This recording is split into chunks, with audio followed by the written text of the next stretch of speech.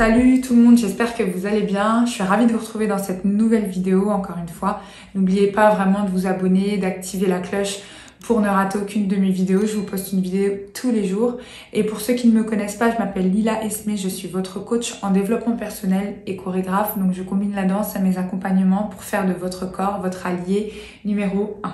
Aujourd'hui, je voulais vous parler de ce jour où j'ai pris confiance en moi. Donc c'est une vidéo un petit peu spéciale, on va dire. Je vais plus vous parler de mon parcours et de comment j'ai fait au final pour prendre confiance en moi.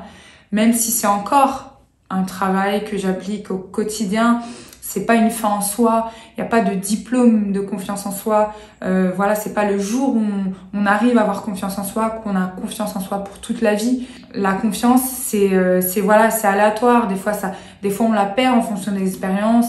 Des fois on gagne aussi en confiance en fonction des expériences.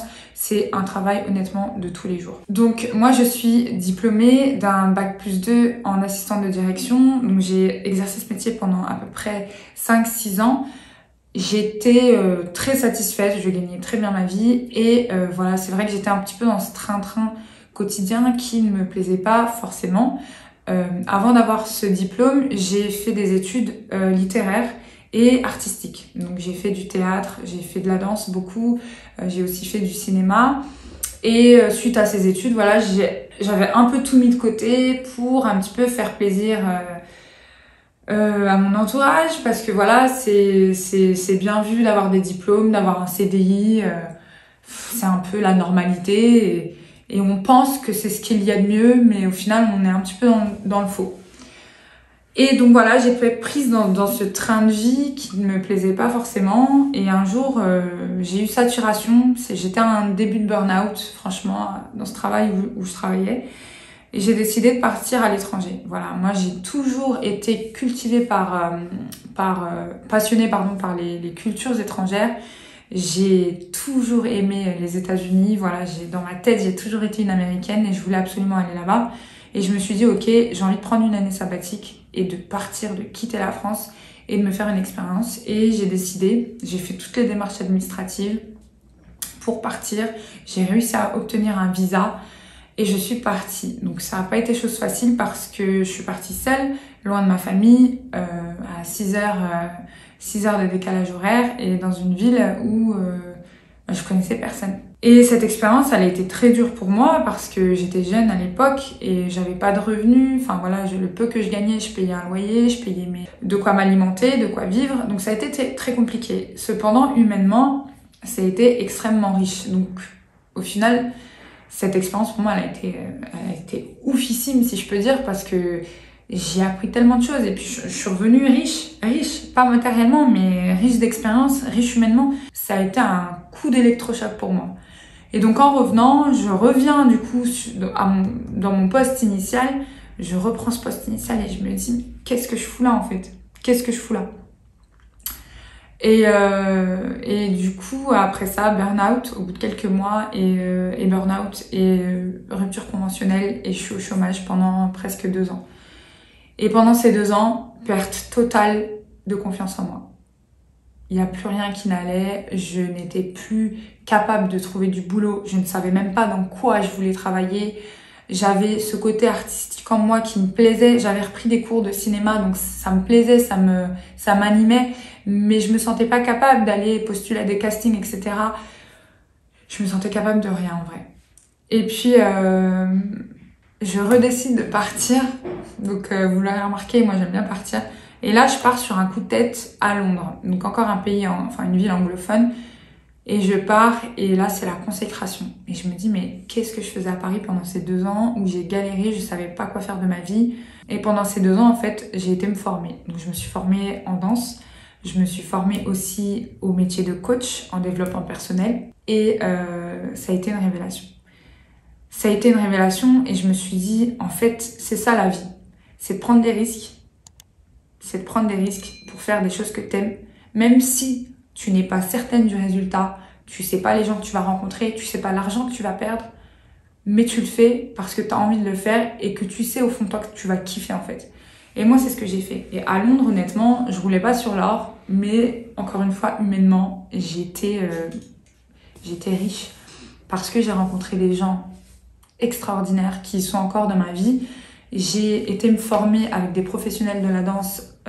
J'ai découvert de nouvelles danses, de nouvelles cultures tellement enrichissantes. J'en ai appris sur moi-même. J'ai appris à me découvrir. J'ai appris à sortir de ma zone de confort, à me découvrir. Et en fait, tout ça, cette prise de risque, en fait, ça donne confiance en soi. Parce que tu dis, si tu arrives à faire ça, mais en fait, t'es invincible.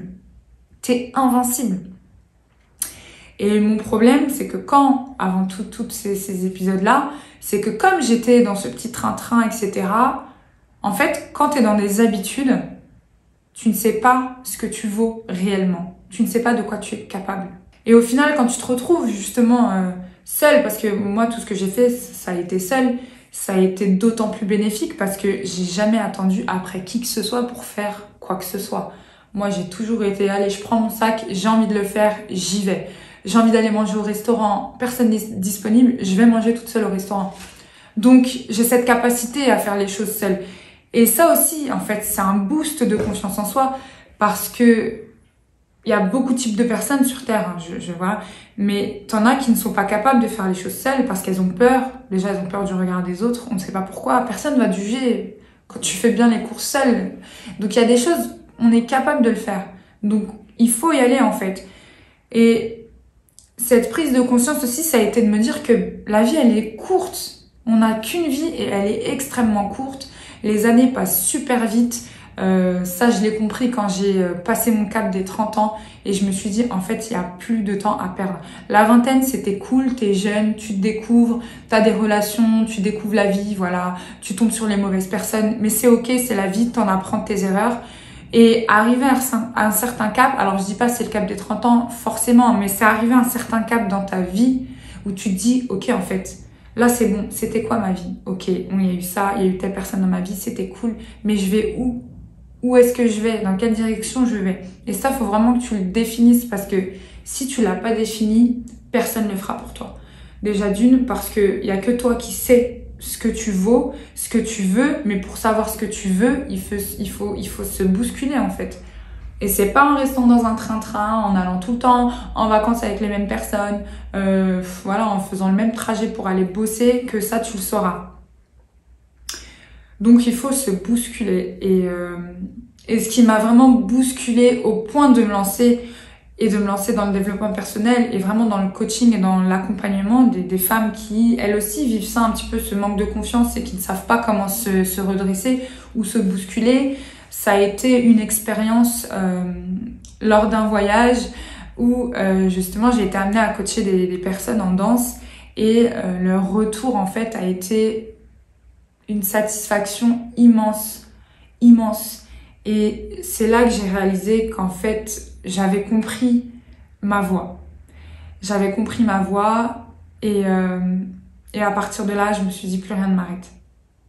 Il n'y a rien qui peut m'arrêter parce que quand tu as la détermination en toi, tu auras beau avoir toutes les personnes autour de toi à qui tu vas parler de ton projet et dire j'ai envie de me lancer là-dedans, qui te diront mais non, c'est trop risqué, ne fais pas ça, en plus tout le monde fait déjà ça.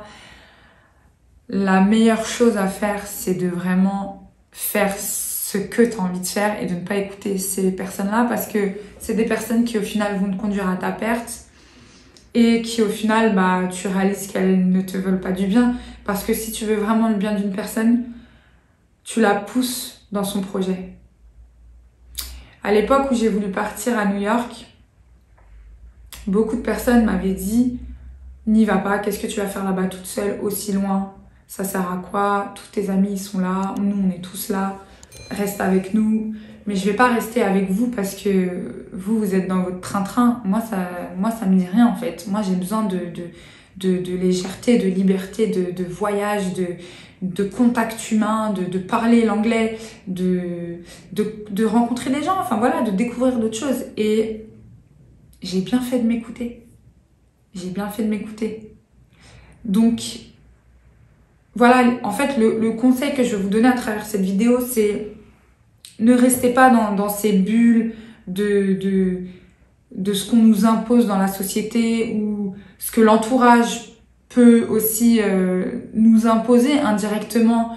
Allez vraiment au bout de vos envies à vous, de ce qui vous fait vibrer en vous parce que la vie, elle est trop courte et on n'a plus de temps à perdre en fait. Franchement, on n'a plus le temps.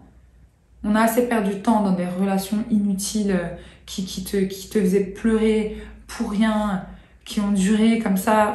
À quoi ça sert? Pourquoi on s'afflige autant de mal? En fait, on vient sur Terre pourquoi? Pour souffrir ou pour être heureux? Après, les souffrances, on peut pas les éviter des fois au travers des expériences.